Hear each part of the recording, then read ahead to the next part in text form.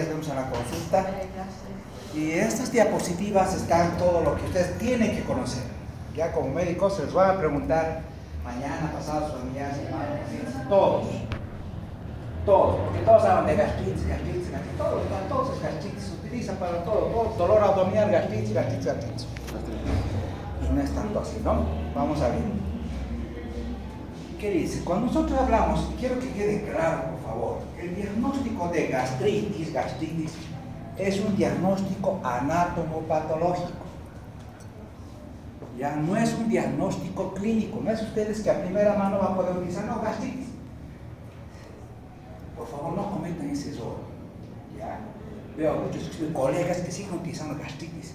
A no ser que su paciente ya tenga una endoscopía previa donde diga gastritis crónica, ¿no ve? O sea, donde ya tiene un diagnóstico histológico establecido, que probablemente su problema es de agudización de su problema péptico, pero ya tiene una endoscopía previa. Si no, por favor. ¿Qué dice la literatura? No sé si es un poquito borroso, pero estoy viendo mi mano. Ese es. No, el otro era el del frente. Eso. ¿Sí?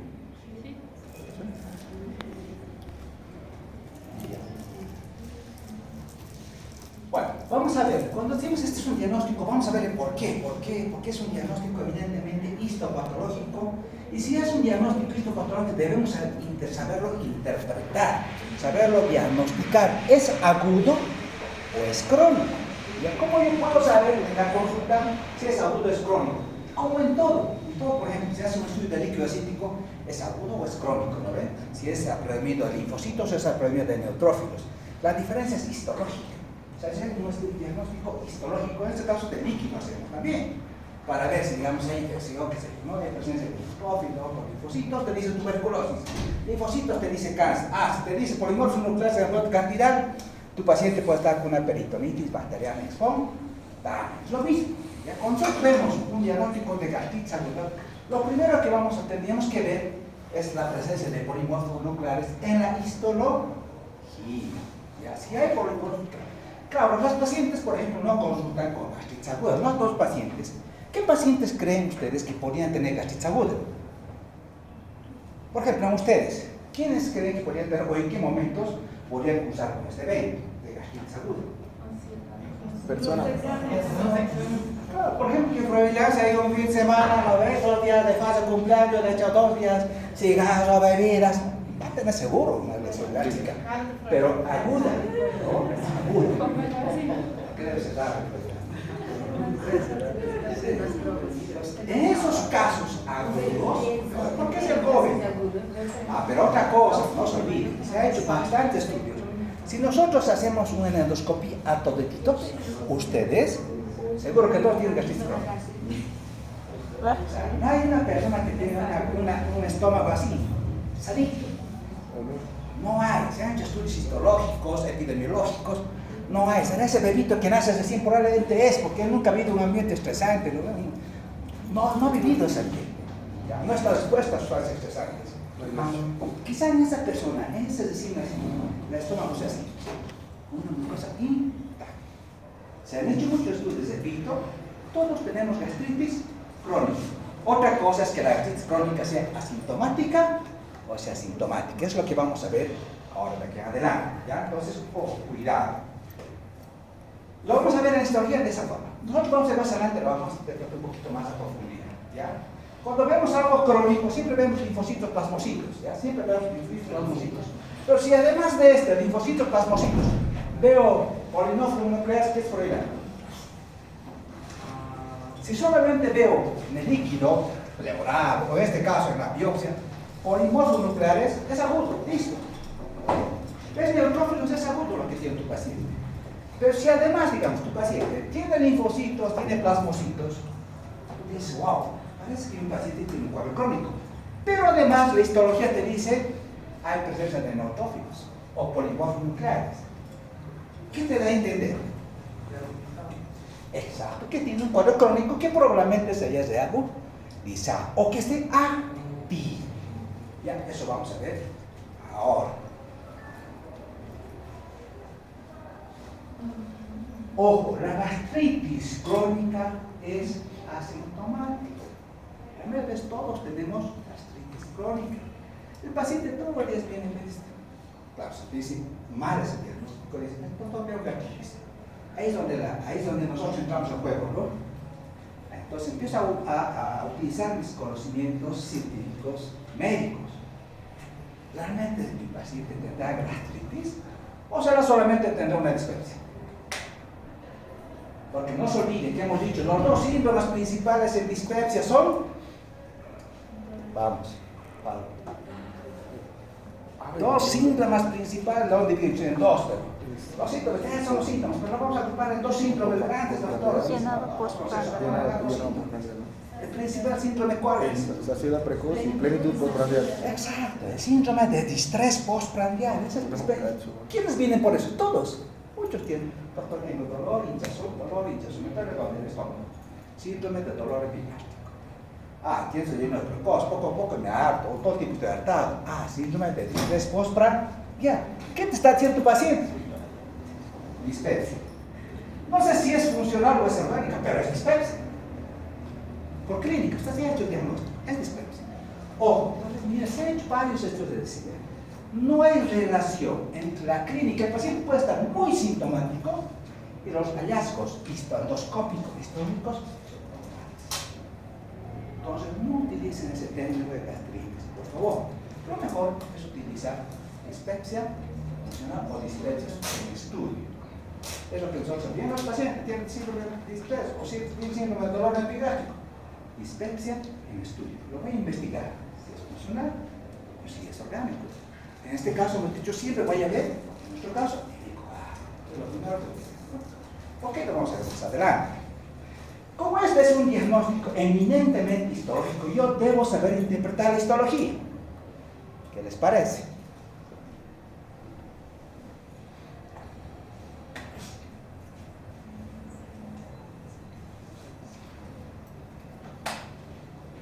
Enseguida vamos a ver un informe anatomopatológico. Lo que quiero es que vayan entendiendo. Primero, el primer hallazgo patológico, el patólogo, el reporte del patólogo dice, ¿es agudo o es crónico? Si es agudo, voy a ver quitado de neutrófilos o polimorfos nucleares, que son estos, ¿no?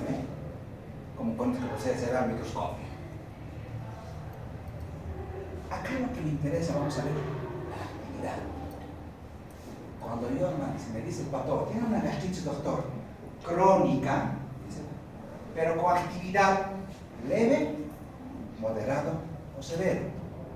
Cuando me dice gastritis crónica, ojo, ¿pero qué me está haciendo la actividad? La presencia de neutrófilos. La reagudización de ese cuadro me está dando los neutrófilos. Y ellos lo van a diagnosticar como leve, moderado o severo.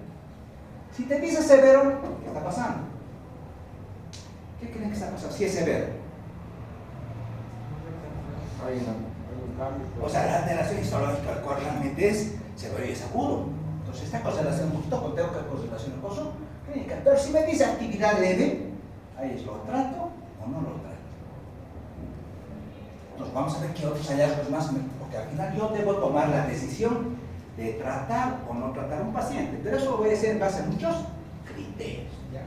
Cuando me dice crónico, ojo, solo me dicen, doctor, hay linfocitos, pero con actividad, o solamente gastritis crónica, sin actividad.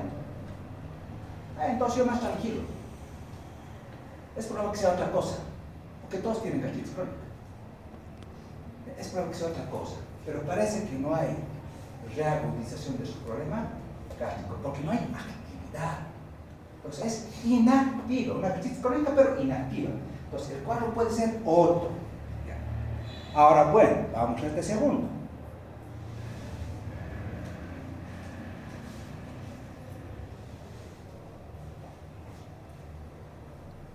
Si me dice gastritis, por ejemplo, el diagnóstico dice gastritis crónica, doctor, es una gastritis crónica. El segundo hallazgo que yo voy a decir, espera, si es activa leve o más, eso ya lo me va a indicar. Lo segundo es una gastritis crónica no atrófica o atrófica. Esto es importante. ¿Ya? ¿Por qué? No se olvide que cuando hay una atrofia, hay pérdida de las glándulas gástricas. Va a haber ya alteraciones clínicas significativas. En este caso, si no hay atrofia gástrica, no atrófica, hay inflamación, pero no hay pérdida. ¿Ves? Diferente. Hay inflamación del estómago, pero no hay pérdida de las glándulas. Entonces, el daño no es tan severo, no tan importante, no tan relevante. Peor sería que tu paciente tenga inflamación y además tenga atrofia, que haya perdido sus glándulas gástricas. Ojo, y eso es un mal marcador. Vamos a verlo más adelante. Cuando nosotros decimos gastritis crónica, entonces, no atrófica, vamos a pensar siempre, de acuerdo a la localización. Por ejemplo, ¿qué ven en la imagen? ¿Qué se llama la atención en la imagen? Dice gastritis crónica difuso, pero solamente de compromete solamente antro. Cuando compromete solamente antro, ojo, siempre voy a pensar yo en Helicobacter siempre. La primera porción del intestino del bulbo abdominal lo compromete el Helicobacter. El antro lo compromete el Helicobacter. Siempre, vamos a ver más adelante por estadísticas. ¿Y qué pasa? Pues me dice gastritis crónica de otro, ya, pero no es atrófica, o al siquiera te dice sin atrofia estás en metaplasma. Negativo para malignidad, así con el informe del patólogo. Pero la actividad también me interesa. No solamente saber si tiene esto o no tiene esto, pero también me interesa la actividad. ¿Y qué pasa, miren, con el Helicobacter? ¿Qué hace el Helicobacter pylori? Hemos dicho por histología la importancia de la presencia de células en determinadas glándulas. Por ejemplo, las glándulas pilóricas que tienen, principalmente, ¿qué tipo de células? La gastrina, la somatostatina. ¿No? La gastrina estimula la producción de ácido clorhídrico, estimulando las células parietal, porque produzca más ácido. La somatostatina la inhibe. Como este compromiso es más de antro, donde hay más este tipo de células, el Helicobacter, la forma como hace que produzca úlceras, como hace que se formen úlceras, es de esta manera. Suprime la producción de somatostatina. Por lo tanto, como la somatostatina está inactiva, ¿qué va a pasar? El paciente tiene hipergastrinemia. Si el paciente tiene hipergastrinemia, ¿qué va a pasar? Va a producir mayor cantidad de ácido clorhídrico. Y si va a haber mayor cantidad de ácido, va a haber mayor tendencia a úlceras. Por eso estos pacientes que tienen compromiso de antro, la primera, o de bulbo duodenal, tienen alta producción de ácido. Estos son los que más se complican con úlceras. Estos más se complican, como he dicho, las úlceras siempre están asociadas, por ejemplo, a procesos inflamatorios. Hacen estenosis por la inflamación de la úlcera. ¿No? Las gastropatías pépticas de tipo inflamatorio por presencia de úlcera. ¿Por qué? Porque las colonizan justamente antro y bulbo duodenal estenosis por el proceso inflamatorio. Así es como, ojo, el Helicobacter daña la mucosa gástrica, en este caso, a antro. El otro hallazgo importantísimo es esto. ¿Qué les parece?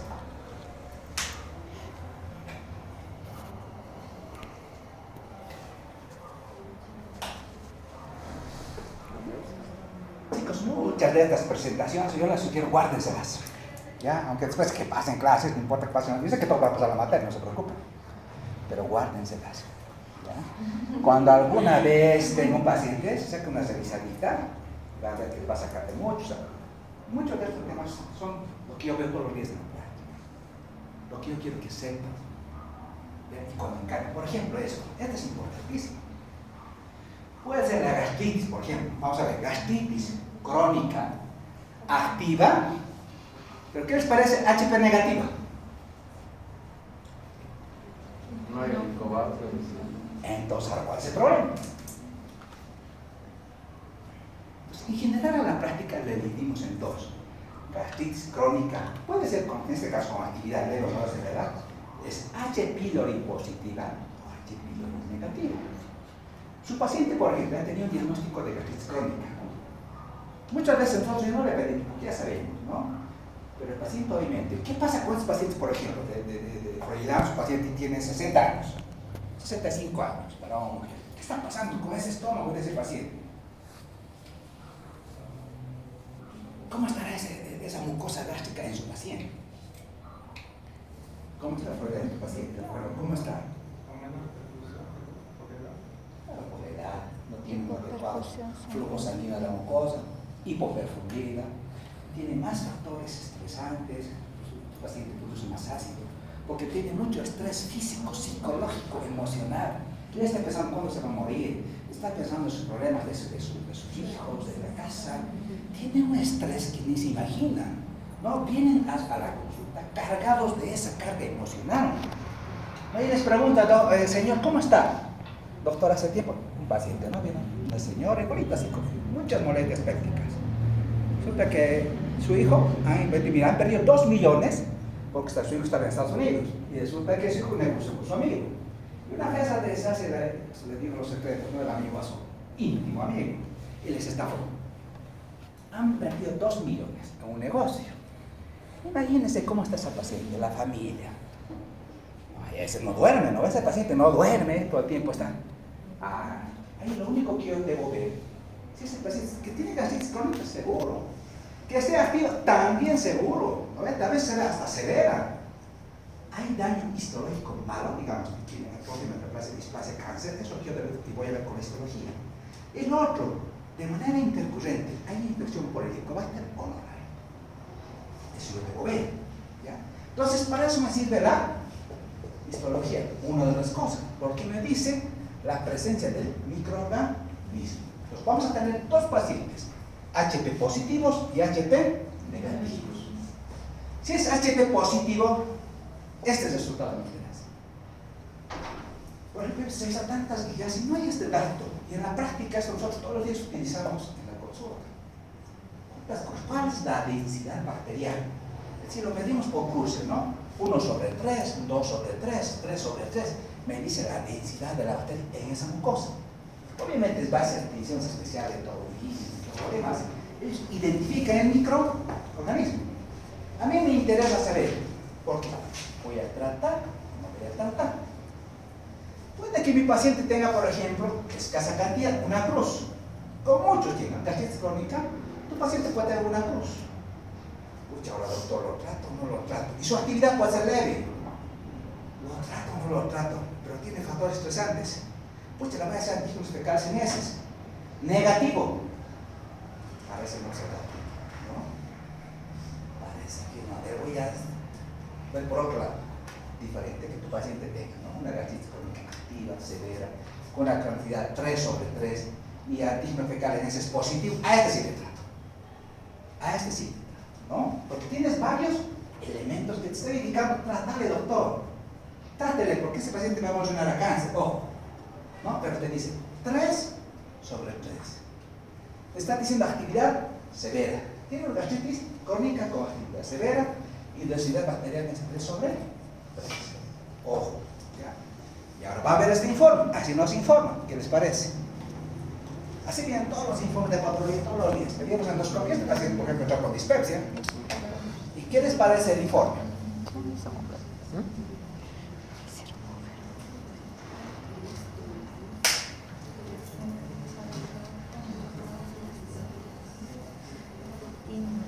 Y esto todos los días ustedes van a recibir este informe.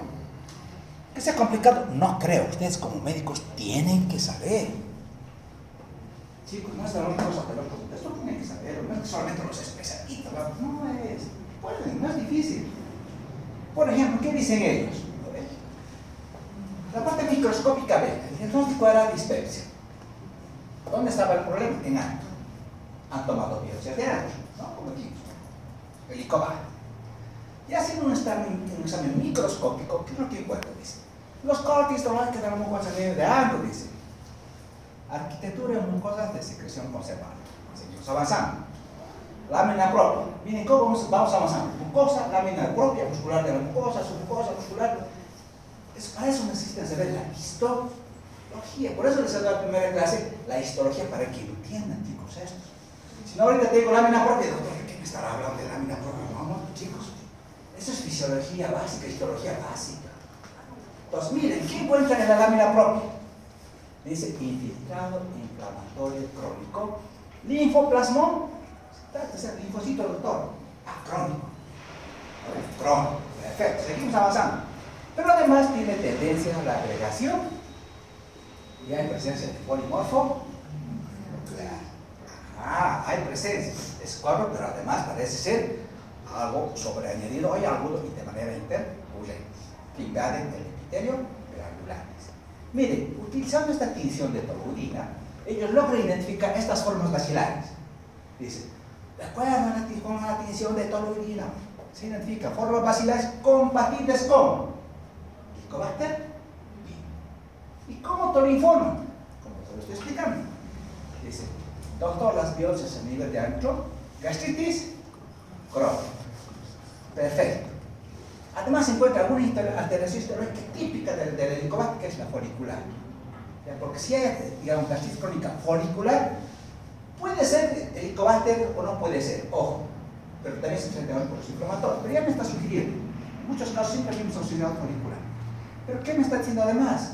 La actividad moderada. ¿Ya? Actividad moderada. ¿Qué más? Helicobacter pylori, doctor, 3 sobre 3. 3 con alta densidad bacteriana. Alta densidad bacteriana.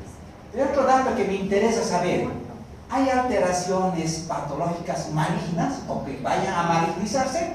Te lo dicen ellos, porque están haciendo algún estudio histológico. ¿Negativo para qué? Atrofia, metaplasia, displasia. En su paciente, esa paciente señora que tiene tanta plata, que es HP negativo, yo debo identificar esto en histología. Que no tenga atrofia, ¿no? Que no tenga metaplasia, que no le quite el desastre, que no tenga cáncer. Eso yo debo identificar, ¿no? Y al final, ¿qué te dice? Doctor, negativo para malignidad. Además, como todos los otros exámenes, te dicen correlaciones con su clínica y la endoscopia. Entonces, no solamente el diagnóstico, si bien el diagnóstico histológico es fundamental para tomar una conducta y tratar o no al paciente, la clínica y la endoscopia también es importante. ¿Está bien? ¿Sí? Chicos, les repito, esto es lo que hacemos todos los días. Principio de 4 clases. Guárdense, no he visto estas cosas, no he visto otros textos, no sé. Pero la idea es darles cosas prácticas. Vamos a ver. Ahora, si el paciente me dice gastritis crónica, he dicho no. Si no es atrófica, tranquilo, ¿sabes? No va a evolucionar a mal. Pero ¿qué tal si es atrófica? Hay pérdida de las glándulas gástricas. Una parte, puede ser antro o puede ser todo el estómago, ¿no? Que pierda toda una atrofia de toda la mucosa gástrica o solamente una atrofia de una parte del estómago. ¿Ya? Entonces tenemos atrofia, que significa pérdida de las glándulas gástricas en un determinado sector del estómago. Perfecto. Entonces ahí solamente hay 2 tipos, chicos, para no confundirlos.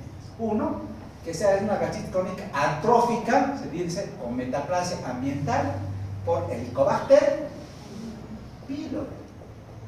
¿Ya? El 85% de esta atrofia es por Helicobacter. Entonces, ¿qué debo hacer? Tratar el Helicobacter. ¿No ven? Voy a tratar. Primero tratar. Y después, como sé que es atrófica, y esto tiende a evolucionar más, un marcador, digamos, de malignidad, y voy a hacer un seguimiento, o sea, no la voy a descuidar. Eso quiero que entiendan, cada término es importante. Atrofia es importante, porque atrofia me está diciendo pérdida de las glándulas gástricas, doctor, de ese lugar, o de todo el estómago. Acá en Sudamérica, lugares donde esta actividad de desarrollo, la alta prevalencia de Helicobacter hace que nosotros tengamos más de esto. En cambio, ¿qué pasa en Estados Unidos? En Canadá, por ejemplo. ¿Qué creen que pasa? ¿Saben cuánto es la prevalencia de Helicobacter en esos países? Apenas del 20, algunos hasta el 30%. Esa es la prevalencia de infección. Están colonizados por Helicobacter, pero solamente del 20 al 30%. Los otros están llegando. O sea, su problema ya no es el Helicobacter. El cáncer ya no es secundario del Helicobacter, es secundario a otras causas. Ahí viene el cáncer secundario, por ejemplo, aquí encontramos de tipo autoinmunitario. Una enfermedad inmunitaria daña la mucosa gástrica. En ellos, la gastritis crónica autoinmunitaria metaplásica de tipo autoinmunitario es frecuente en estados unidos. Ellos no se preocupan del helicobacter, ¿ya? Porque su prevalencia es bajísima. Nosotros sí, ¿no? Nosotros sí. Entonces, esto es lo más importante de acá. Cuando yo veo, sé que mi paciente tiene helicobacter, ojo, si estoy acá, debo evitar que progrese acá. Porque esta infección, este fenómeno de eventos que sucede se llama fenómeno de cascada de Coles. Entonces, alteraciones histológicas hasta llegar a casa va a suceder. Pero yo debo intervenir acá y acá. Acá tratar, acá controlar. ¿Por qué controlar la atrófica? Porque, ojo, es el predictor más poderoso de riesgo de cáncer. Entonces, debo parar las orejas. Atrofia, cáncer, chicos. O sea, vean la importancia de cada término. No es cualquier cosa. Atrofia, riesgo de cáncer gástrico. De la evolución depende de muchas otras cosas, ¿no? Vamos a ver, depende de qué importancia tiene la nivel del helicobacter. Vamos a ver muchas cosas, de la dieta, de la autonomía, que es fundamental, de la genética, de la microbiota intestinal. Vamos a ver un poquito cuando veo el helicobacter. Y estos son por ejemplo todos. Y estas otras cosas que decía, ¿no? Yo necesito saber si tiene atrofia metaplásica, esto es eso, todo la endoscopía, la histología me lo va a indicar, ¿ya? Pero va a indicar, puede decir, cuando diga esto es lo que yo no quisiera ver en mi paciente, ¿no? No ver adenocarcinoma, no ver displasia, no ver metaplasia, no ver atrofia. Pero como ustedes han visto, el informe histológico me dice negativo para atrofia, negativo para metaplasia, negativo para displasia, negativo para cáncer, ¿ya? Entonces, esto está inmerso en el informe histopatológico. Pues miren la importancia. Nosotros dependemos mucho y necesitamos apoyarnos en muchas cosas de la histopatología. Pero no todos tienen acceso a eso. No todos tienen acceso a una endoscopía. No todos. Ojo, no todos, ¿no? Pero eso es lo que deberíamos hacer. ¿Y qué les parece este otro gráfico?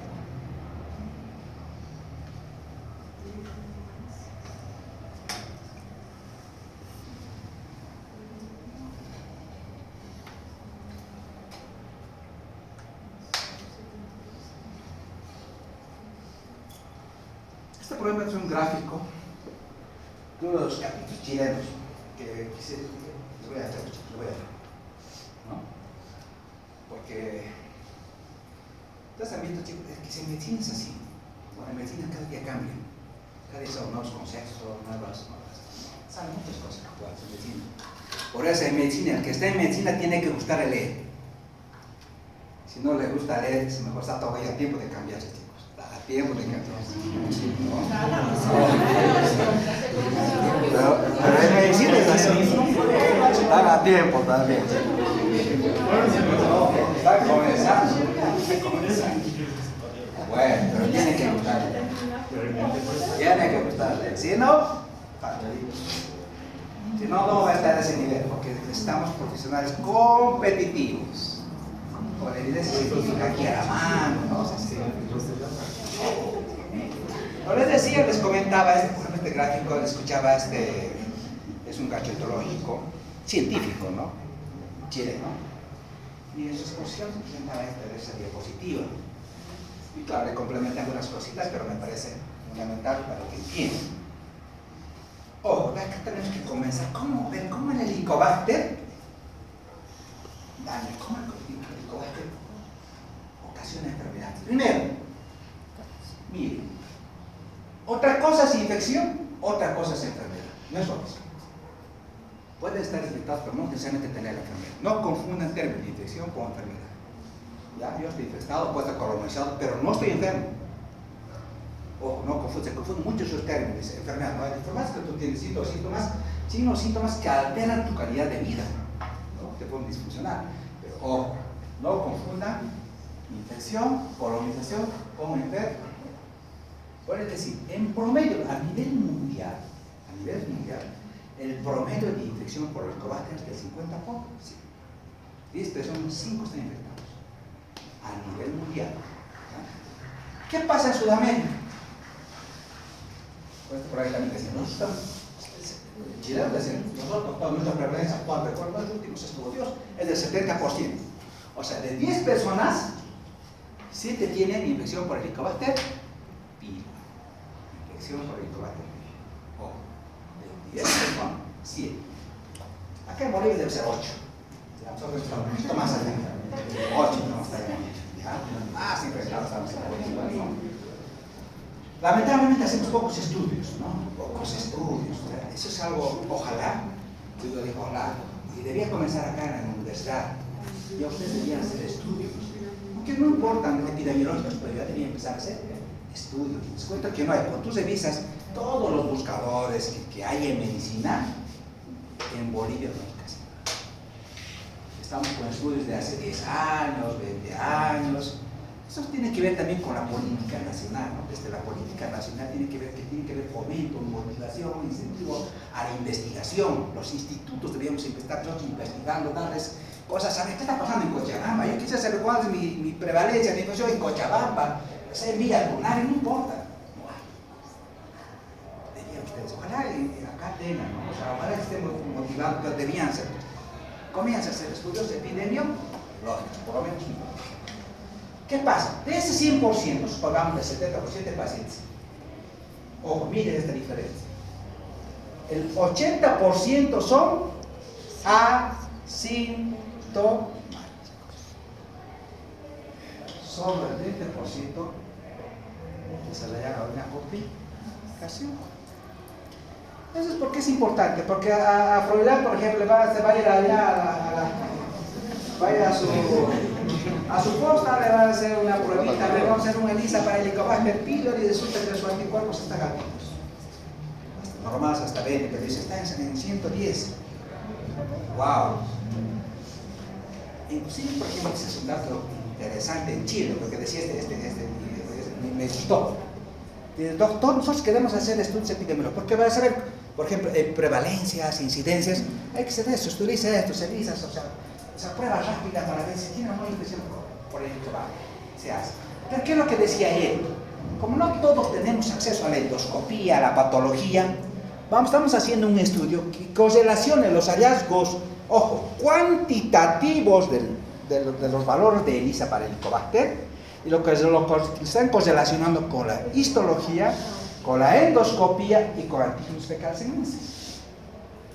Claro, y cuando ya veíamos con sus compañeros en la consulta, resulta que el paciente, le hacemos a todos, por ejemplo, yo les hago ELISA para el Helicobacter, IgG para el Helicobacter, solo IgG para el Helicobacter en sangre, IgG, ¿no?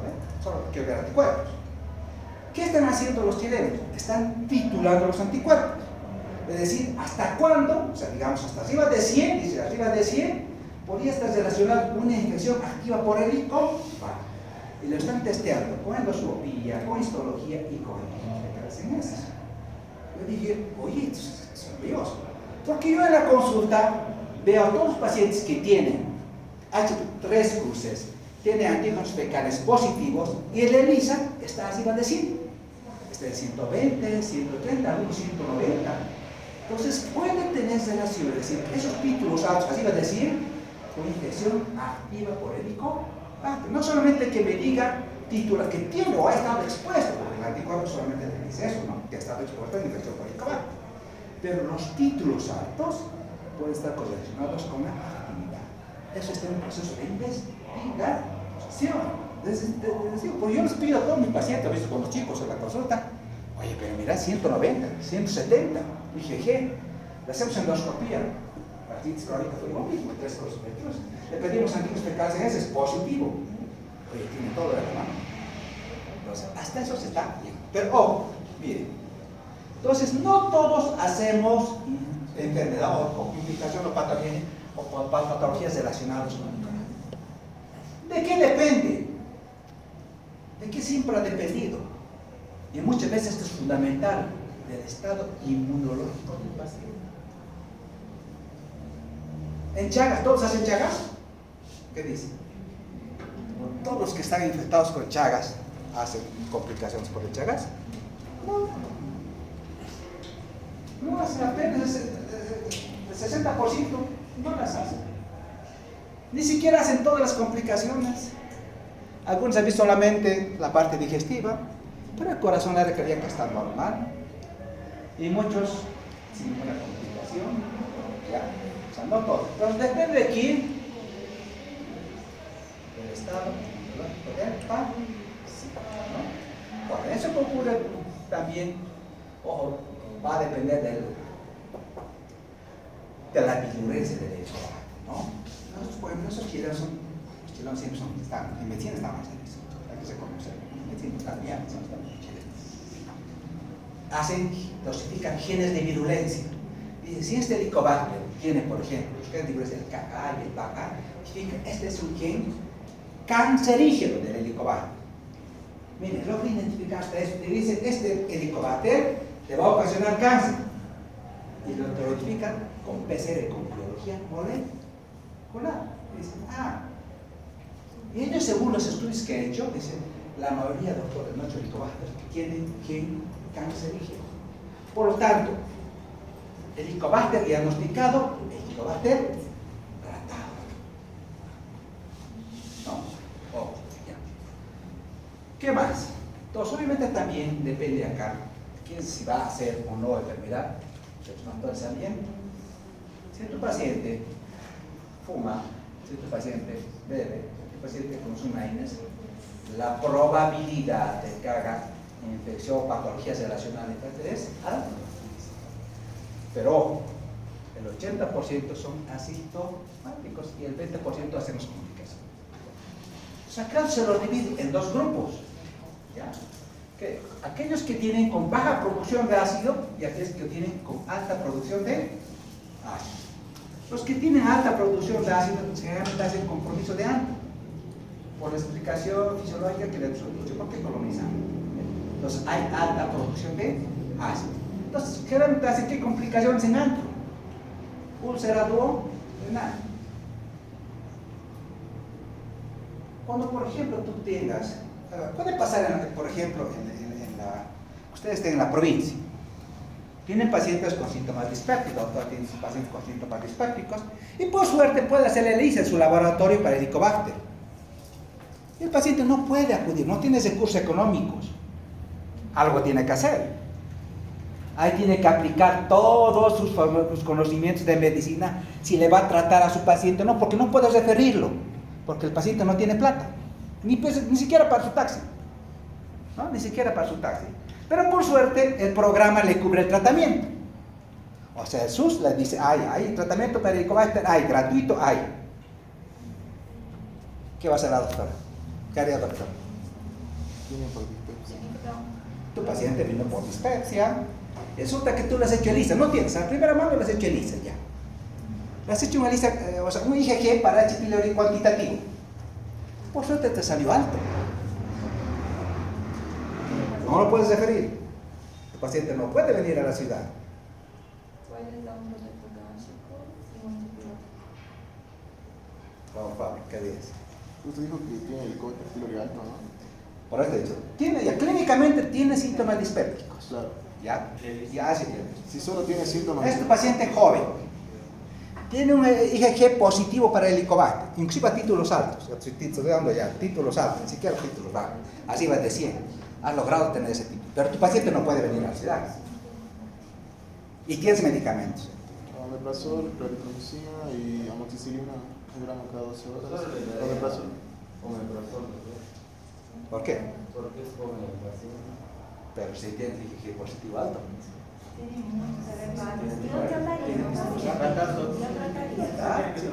Tienen que tratar. Por eso los pacientes dependen de muchas cosas. No todos vamos a tener que nos den un informe histológico. Si te dan un informe histológico ya sabes qué tienes que hacer. Pero no siempre van a tener ese acceso. Y tú tienes que tomar la decisión de tratar o no tratar. Paciente joven, ya, paciente con síntomas dispépticos, ojo, en esos pacientes por epidemiología hemos dicho, si es helicobacter, siempre te va a comprometer esta parte. Y además tienes un IgG positivo alto, así va de 100. Ya te está diciendo, doctor, trátelo. Además, tienes medicamentos, el programa te dice gratuito. El tratamiento es gratuito, hágaselo. Además, otro dato también que es a favor.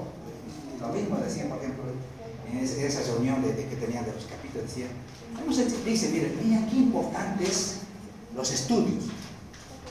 Hemos visto, dice, para eso un poquito para comentar a ustedes, qué importante es eso. Hemos hecho un estudio para ver la resistencia a los antibióticos en las poblaciones allá en Chile, dice, ¿no? Y hemos visto, se lo voy a presentar un cuarto de porque le digo a menor edad, menor resistencia. A mayor edad, más resistencia. Eso esto nos está indicando que lo que le voy a dar realmente sea beneficioso. Pero ojo, muchas veces el programa no está, por ejemplo, los programas o los esquemas de tratamiento que están ahorita en el ministerio no siempre están de acuerdo a la evidencia científica. Tienen que tener mucho cuidado. Por ejemplo, no se han hecho acá, por ejemplo, consensos en Bolivia que modifiquen las políticas nacionales en cuanto al tratamiento de Helicobacter pylori, cuál es el esquema que se debe utilizar, nada. Por ejemplo, yo decía, en Chile nosotros estamos utilizando todavía amoxicilina, omeprazol y claritromicina. No estamos utilizando el omeprazol. No estamos utilizando. Le dicen, wow, entonces cuando vean a mayor edad, ya le están asociando inclusive metronidazol a su esquema. ¿Ya? Otro nivel. Pero acá lo que le quería comentar, a menor edad, menor resistencia. Esa es la ventaja. Entonces, podemos utilizar los medicamentos. Es probablemente que el tratamiento que le haga a su paciente, como en ese caso del área rural, joven, el éxito sean 10. ¿Ya? Bueno, entonces, esto es en cuanto a Helicobacter. Cuando hacemos un diagnóstico, chicos, endoscópico, ya cuando referimos a endoscopia, ahí está. Entonces, ¿cuál es?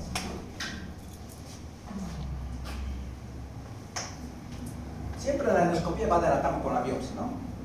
Eso es lo que ven en la endoscopia, es lo normal, los pliegues gástricos bonitos. Eso es lo que típicamente ven los endoscopios. Dicen gastritis nodular, doctor. Otros dicen gastritis verrugosa, doctor. Son hallazgos endoscópicos típicos de Helicobacter, ¿ya? Dicen, en imagen emperrada, toman biopsias. Cuando van a tienen que tomar biopsias. Cuando ven verrugosa, tienen que tomar biopsias, ¿no? O te pueden ver eso. Tiene atrofia de la mucosa gástrica. ¿Ves Helicobacter? Positivo. Ahí es donde ellos tienen que cumplir un protocolo de toma de biopsia. Cumple un protocolo. Tienen que tomar 5 biopsias, si no, no sirve. Y en una buena muestra, no pequeñita. Mejor es una buena muestra, ¿no? 2 de cuerpo, 2 de ancho. Según ellos cumplen un protocolo también, no es tomarlo donde sea. Tienen que tomar de acuerdo al protocolo 5 biopsias, ¿ya? Y haciendo, y eso, ojo, no todos eso cumplen. Han hecho muchos gastroenterólogos, endoscopistas, no cumplen el protocolo. Han hecho estudios, no siempre todos cumplen. Algunos sí, algunos no, pero les exigen, cumple el protocolo de cine, cumple el protocolo, tomen las 5 biopsias. Y de acuerdo a eso, miren, de acuerdo al protocolo, si uno cumple el protocolo de cine, en pacientes mayores de 40 años, han logrado detectar a 50 de los pacientes que ya tenían atrofia y un 20-30% que tenían metaplasia intestinal. O sea, hay que cumplir el protocolo, ¿no? Y no lo estaban haciendo.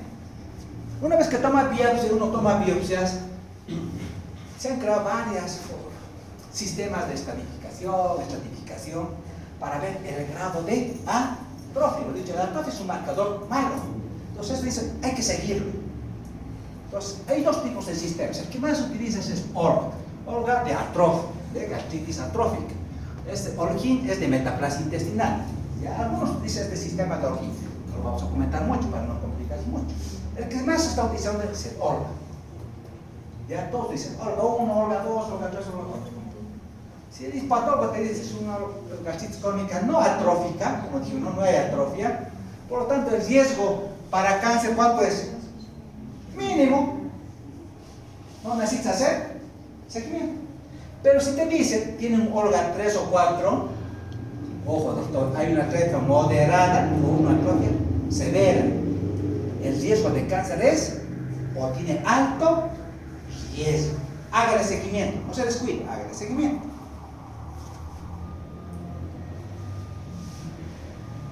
Esto también pasa, ojo, esto también pasa, si quería traernos esto, porque muchos pacientes tienen esto, ¿no? No solo si el paciente tiene gastritis crónica atrófica, hay atrofia de las glándulas, hay atrofia de los que dicen fundamentales, ¿no? que también produce perfenógenos. ¿Cuáles son? No, que es un factor intrínseco. ¿Qué célula produce factor intrínseco? Las parentales, pues, las parentales, chicos, las parentales. A ver, que además de producir ácidos, también produce. Pero ojo, miren, si hay atrofia, hay déficit de factor intrínseco. Si hay déficit de factor intrínseco, no se absorbe vitamina B2. Si no se absorbe vitamina B2, ustedes tienen anemia megaloblástica.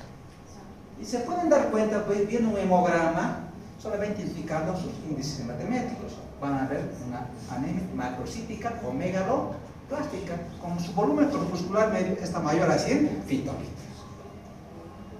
Entonces, ya han hecho el diagnóstico de anemia. Solamente ver el hemograma también sirve para ver el compromiso de la mucosa. Y les repito, muchos problemas neurológicos de los pacientes de demencia, por ejemplo, los pacientes que tienen demencia, viejitos que tienen desorientación de demencia, el problema era este. No tenían vitamina B12. Le hemos dado vitamina B12, han pasado lúcidos. Sus problemas articulares no han desaparecido porque tenían déficit de vitamina B12. A ver, se hace dosificación de factor intrínseco. Se puede hacer, pero ojo, ¿no? Y en la endoscopía nos reportan esto. Miren, esa histología que hemos visto es la misma endoscopía. En la endoscopía tiene lo mismo, dispepsia, ¿qué nos dice? Esofagitis grado A, gastritis petequial de fondo y cuerpo, solamente eso, ojo, no había más nada. Gastritis besugosa de antro. Miren, esta gastritis besugosa de antro, miren cuánta cantidad de bacterias tenía.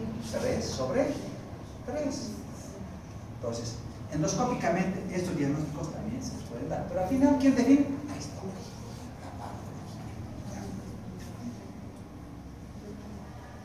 Esto también es importante, miren. Estos estudios epidemiológicos, cuando hacen diagnóstico, por ejemplo, en este caso, hice un estudio a 220 pacientes, 202 pacientes, dicen, vamos a ver, es una zona de alto riesgo de cáncer gástrico, toma endoscopia y miren, el 82% tenía gastritis crónica, no atrófica. Un pequeño porcentaje de displasia y la mayoría también tenían cáncer, pero la mayoría tiene gastritis crónica, no. Eso es bueno para ese lugar donde tienen alto riesgo de cáncer gástrico. Pero este otro gráfico, miren, a mayor edad, ¿qué les parece? Mayores alteraciones histológicas. A menor edad, es probable que solamente tu paciente de 29 años tenga gastritis crónica. Nada más. O sea, en tu cabeza no va a estar tanto el pensar que tu paciente probablemente no tenga esas alteraciones histológicas. Entonces, probablemente la endoscopia no está imprescindible si mi paciente es joven, tiene síntomas pépticos, no ha perdido peso, tiene un IgG alto, le trato porque yo estoy seguro que acá no tiene displasia metaplasia cáncer. Por edad. Por edad, ¿no? Ojo, desde que te miren. 50, 90, ahí tenemos, ¿no? Tenemos metaplasia intestinal, ya tenemos cáncer, mayores de 60, peor todavía. Entonces, a mayor edad, mayor patología o alteración histológica. Menor edad, menos. Entonces, siempre, ojo, la gastritis crónica es asintomática, no se confía.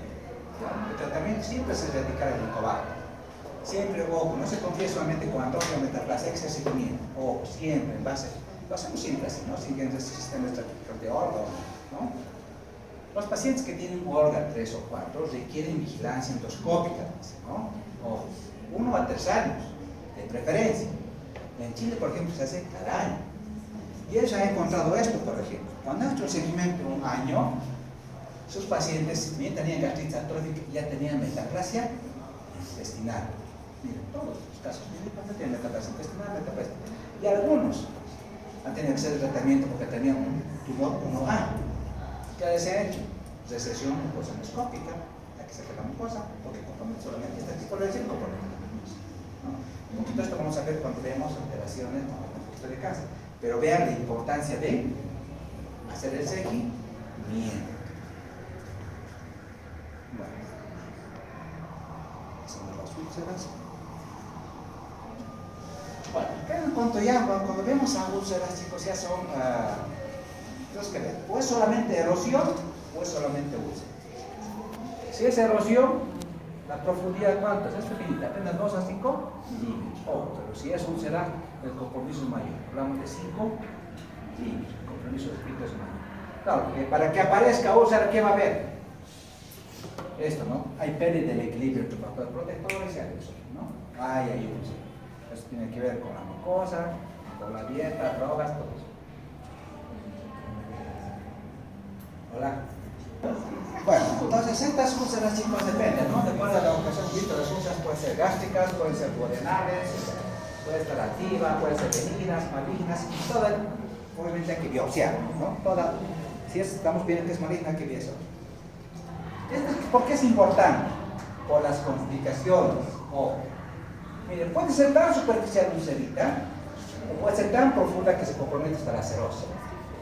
Y si se compromete la cirrosis, ¿qué va a pasar? Se va a perder.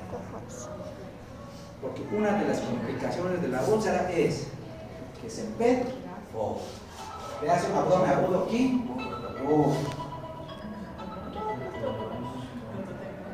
Hola, vale, bien. Bueno, eso les va a pasar a ustedes también. No te dejan. Entonces, las complicaciones dependen, chicos, de la profundidad de la úlcera, ¿ya? La primera complicación que viene todos al hospital, ¿por qué es? Por hemorragia. Todas las úlceras vienen por hemorragia. Hemorragia digestiva secundaria de úlcera. De ahí que las hemorragias se dividen en dos. Es úlceropéptica o es varicial. No hay más. ¿Ya? Después vienen las otras, pero las principales es o es varicial o es úlceropéptica. Después vienen las Maillard-Weill, las otras que son aisladas, ¿ya? Pero la principal causa es úlceropéptica. La primera complicación, hemorragia. La segunda, estenosis, y la tercera, la más grave, que se perfora. Estas son las tres complicaciones graves. Entonces, cuando tenemos una paciente, las úlceras, por ejemplo, las úlceras agudas en pacientes hospitalizados, casi ya no se lo vemos mucho, ¿no? No se lo veía. Tiene que estar, todo está relacionado, por ejemplo, con el evento estresante que tiene el paciente, ¿no? El paciente crítico, intubado, a veces ventilado en la UTI, ¿no? Pero hace erosiones a veces superficiales. Las que más frecuentemente vemos las úlceras en pacientes que no son hospitalizados, que son úlceras grandes. Ojo, las úlceras son indoloras, ¿no? Bueno, muchos pacientes, hemos tenido dos colegas, por ejemplo, que tienen úlcera y hemorragia y estaban así pasando visitas, de repente se desmayó. ¿Qué pasó? Pero este es joven, 40 años y se desmayó. Le vemos su pulso taquicárdico hipotenso. Wow, ¿no? Inmediatamente endoscopía, úlcera. Otro fisioterapeuta igual, lo mismo, sufre un desmayo. Es probable que hayan tenido síntomas disfácticos, pero no necesariamente dolor, ¿ya? Porque estaban tranquilos, ¿ya? Tranquilos. Y la primera metástasis, hipotimia, desmayo y endoscopía y era úlcera, ¿no? Por lo tanto, estas se complican con úlcera. Claro, les decía esto, las úlceras agudas que se presentan en pacientes críticos, hospitalizados, quemados, tequeados. Esto está visto por literatura. Las úlceras de Curling en pacientes con TEG. Las úlceras de Curling en pacientes con quemaduras. Cushing, eso se veía. No sé si ustedes en su práctica ahora han visto, en la práctica de quemados, en neuro, no sé si han visto estas complicaciones. Pero los vital casi no las vemos, ¿no? Es probable que hace mucho tiempo lo hayan visto, antes de que lleguen los IDPs, inclusive los ARA2, es probable que lo tenían, pero ya es... Ahora, para que alguna vez, puede haber el sangrado, pero no necesariamente úlceras grandes que comprometan a mismo. Pero tiene que ver también con qué. O sea, ¿por qué un paciente en la UTI puede sangrar? Aparte de que el paciente tiene, puede tener un shock neurogénico, puede tener un shock hipovolémico, tiene un shock séptico, es un paciente hipoperfundido, ¿no ve?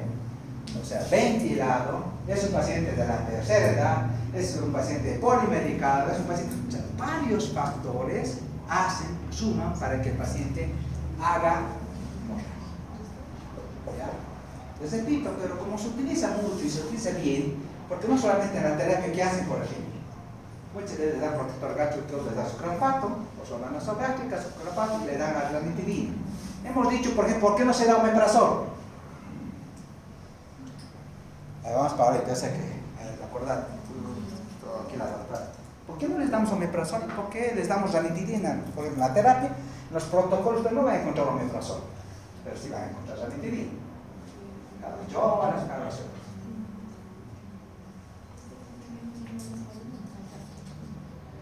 ¿Qué les parece? ¿Por qué?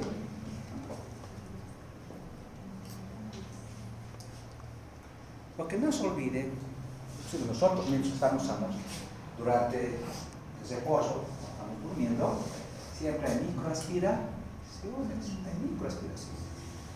O si ese paciente está intubado, ustedes van a suprimir el pH ácido, le están quitando esa protección ácida que tiene ese estómago. Por lo tanto, las bacterias van a proliferar. Y el paciente, como está inconsciente, tiene más tendencia a broncoaspirar o microaspiraciones. El paciente hace neumonías, o neumonías dice asociadas a ventilador, se llama, ¿no? ¿Por qué? Porque le han suprimido mucho el pH, han hecho una supresión ácida entonces dicen, mejor no a IBP, mejor solamente a radios. Por eso, porque no hay que quitar ese factor defensivo. Cuando tenemos una úlcera crónica, sabemos que el 70% es helicobacter. Va a depender si es duodenal o si es gástrica. Si la úlcera es duodenal, chicos, el 90-95% es helicobacter. Una úlcera duodenal. Como decimos, el paciente que tiene una úlcera duodenal. Es muchas veces un paciente a veces sangra. A veces poder decir, si ustedes allá en la provincia, no pueden referir, muchas de estas úlceras que sangran se autolimitan. Solamente tienen que hacer protección gástrica. Si el paciente tiene IBP, coloquen 80 miligramos en venoso. Después de infusión, vamos a ver cómo hacemos las hemorragias. Pero las úlceras duodenales, el 95% de helicobacter, el 5% solamente es AINES. AINES cada vez raramente, ¿no? Las úlceras gástricas va bajando un poquito, ¿no? Hay un poquito más de AINES. ¿Y por qué hacen? Por esto hemos dicho, por esta explicación, ¿no? Mientras más distancia la úlcera cerca a pie, la presión acidez elevada. ¿Qué es lo que hacen? Por hiperacidez, ¿no? Este también hemos comentado, solamente es para recordarse por qué importancia. Úlcera duodenal, elevada producción de ácido. ¿Por qué? Por la presencia de helicobacter. Ya sabemos por qué y cómo lo hacen. Bueno, en pacientes con AINES vienen, no tan frecuente, no hemos visto el paciente, o sea, a veces ¿quiénes vienen al hospital por úlceras secundarias AINES? Los viejitos. Los pacientes que de la tercera edad que utilizan, ¿no? Son polifarmacias, polimedicados que vienen no solamente con AINES, vienen con corticoides, vienen con comorbilidades, esos pacientes que tienen muchos factores de riesgo, ¿no? Y estos son los factores de riesgo que hacen que el paciente sangre. Ojo, estos pacientes que dicen que son consumidores de AINES, dicen, ojo, el 20-25% pueden desarrollar PIS, el 55% hacen úlceras y un 2 o 4% hacen hemorragia o perfo, ¿verdad? Sí. ¿Pero qué son los AINES? Por ahí ustedes saben, ¿qué son los AINES?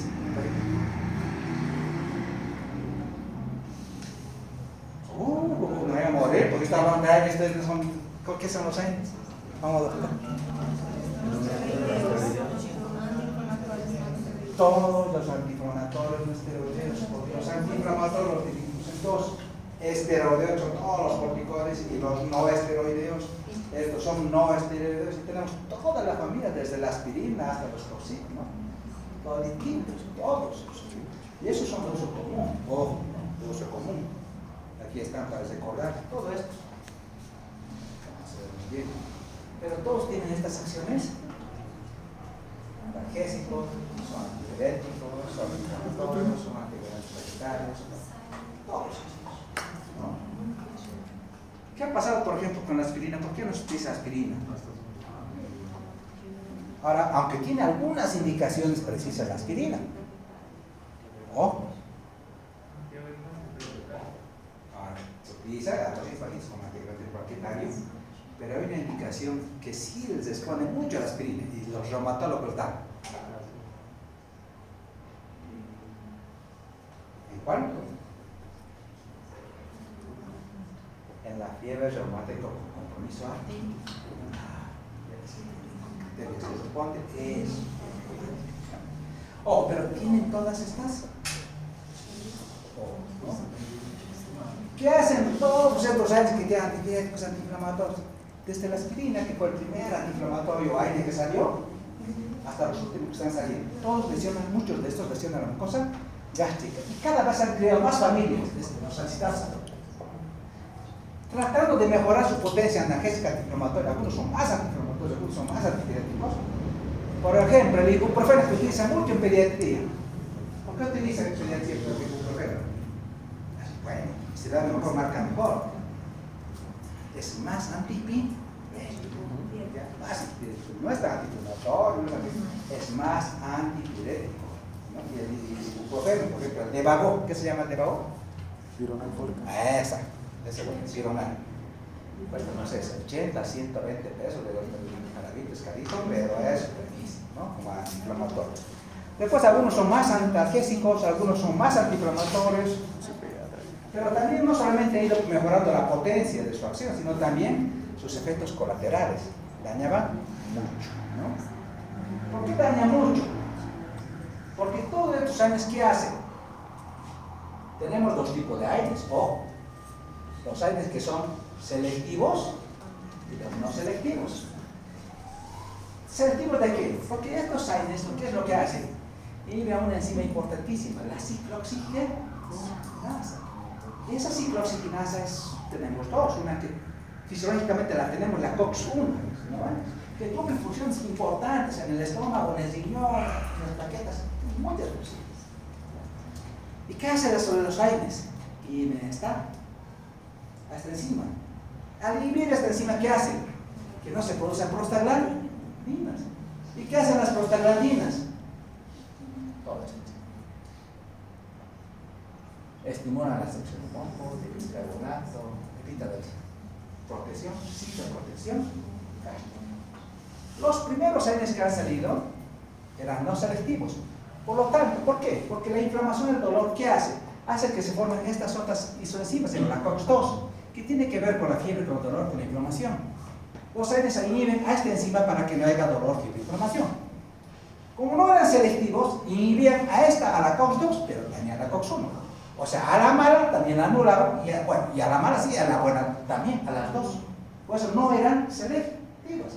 Entonces fueron trabajando las fórmulas y dijeron, no, queremos un AINE que sea selectivo, que solamente inhiba a la COX-2, a esta que está relacionada con la fiebre, dolor, inflamación, solo a esa. Siendo así, tenemos todos los de la familia de los COX, todo lo que es el último. Si bien mejora, pero al final sí hay daño, no es tan específico, han logrado avanzar, pero también de alguna manera todavía siguen inhibiendo a la COX-1. Ojo.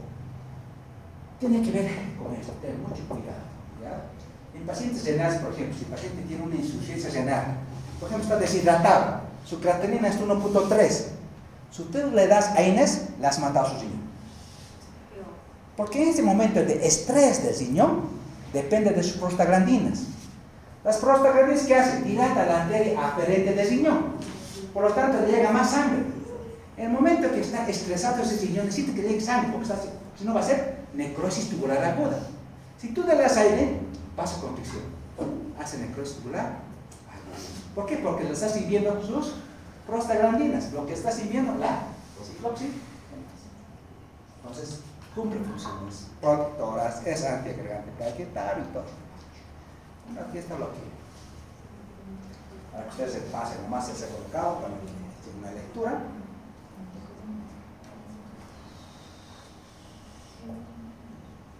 Acá está desde 7, tiene efecto sistémico, tiene efecto directo, ojo, porque el efecto directo tiene que ver con esto, que aumenta la permeabilidad de las células de la mucosa gástrica, daño de la mucosa, ¿no? Su efecto sistémico es inhibe la COX-2, inhibición de síntesis de prostaglandinas, o daño de la mucosa gástrica, ¿no? Pero miren las lesiones que ocasionan. Todas estas lesiones son relacionadas con los AINES. Desde una lesión hasta una úlcera. Pues repito, gracias a Dios, ya no vemos muy frecuente en la práctica, vemos muy poco, ¿no? Entonces, el paciente con hemorragia digestiva puede tener, los seguros que puede tener un síndrome dispéptico, ¿ya? Los seguros que un síndrome dispéptico. Muchas veces decía, vienen con hipotimia, y muchas veces son asintomáticos las soluciones. El paciente viene y debuta con hemorragia digestiva. O su primer diagnóstico de úlcera, no sabía que tenía úlcera. Pero sí probablemente tuvo un síntoma dispéptico que no le dio importancia. Como estas úlceras no duelen, pues está tranquilo, ¿no? Se puede asegurar algún video o algo y pasa. Pero, algunos de los colegas anteriores se han desmayado, ¿no? Entonces, siempre el diagnóstico, chicos, endoscópico. Una vez que hacemos un diagnóstico endoscópico, si vemos que la úlcera es benigna o maligna, siempre hay que biopsiarla, ¿no? Hay que biopsiarla para ver si es benigno o maligno. Y si está con hemorragia, hay que tratarla, ¿no? Tratamos la úlcera, se hace el tratamiento que corresponde, local, también sistémico, y ver siempre descartar malignidad. Si es helicobacter, erradicar el helicobacter.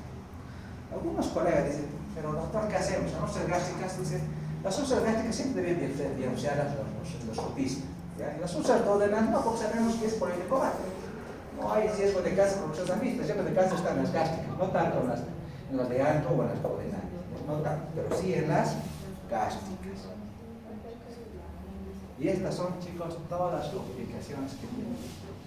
Una úlcera gástrica o de antro va a debutar con hemorragia y perforación. Las úlceras duodenales perforan, además de la hemorragia, además de la perforación, debutan con estenosis.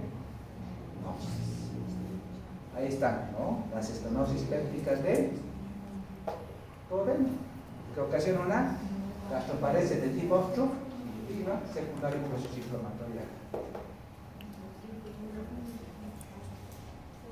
Y en porcentaje, eso. La primera complicación que había en los pacientes con úlceras, hemorragia. La segunda complicación, perforen. Y la tercera, entonces, estas complicaciones las vamos a ver la próxima semana. Vamos a hablar de hemorragia digestiva. Eso está bueno. ¿Qué vamos a ir? Bueno, hasta aquí quedamos, ¿ya?